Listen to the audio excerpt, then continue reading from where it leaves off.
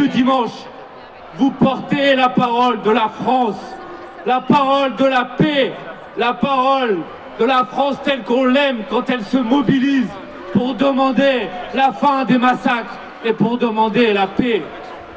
Et je veux dire ici, honte à ceux qui, dans le champ politique français, ne disent rien. Honte à ceux qui détournent le regard. Honte à ceux qui ne sont pas capables de dénoncer. Ce qui, effectivement, il faut dire les mots.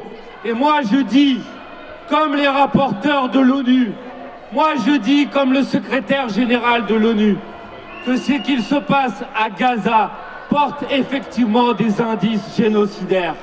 Je dis, comme les porte-paroles de l'ONU, je dis comme le secrétaire général de l'ONU, que je suis horrifié de voir le vocabulaire du génocide revenir dans les discours publics.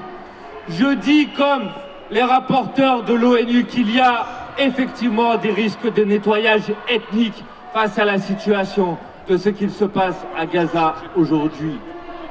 Et oui, la parole de la France depuis maintenant plusieurs semaines n'a pas été à la hauteur de la situation.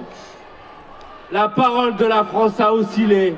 Le président de la République, Emmanuel Macron, a attendu 50 jours pour prendre position pour le cessez-le-feu. C'est une honte. Maintenant qu'il a enfin dit clairement qu'il fallait que la France se positionne pour un cessez-le-feu, je dis qu'il faut aller au-delà des mots et qu'il faut désormais poser les actes. Oui, la France doit prendre position pour des sanctions contre l'armée israélienne, contre le gouvernement israélien, contre les colons qui continuent la colonisation en Cisjordanie et à Jérusalem-Est. Oui, la France doit enfin, comme l'avait demandé l'Assemblée nationale, prendre position officiellement comme une majorité des États dans le monde pour la reconnaissance officielle de l'État palestinien. Voilà ce que la France peut faire immédiatement pour faire bouger les lignes.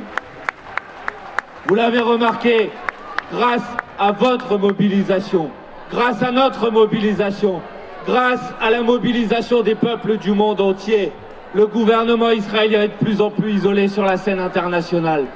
Tout à l'heure, certains ont fait référence au vote qui a eu lieu en début de semaine à l'ONU.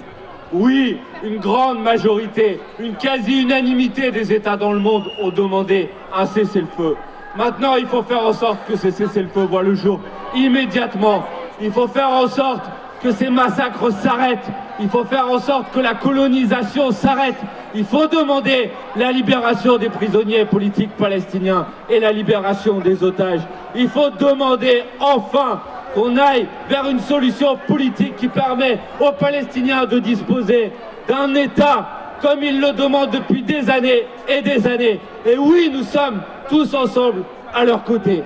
Alors, chers camarades, continuons la mobilisation. Continuons à nous mobiliser jusqu'à enfin qu'on obtienne ce cessez-le-feu le plus rapidement possible. On va y arriver si on continue à être mobilisés. Merci à chacune et à chacun dans votre présence.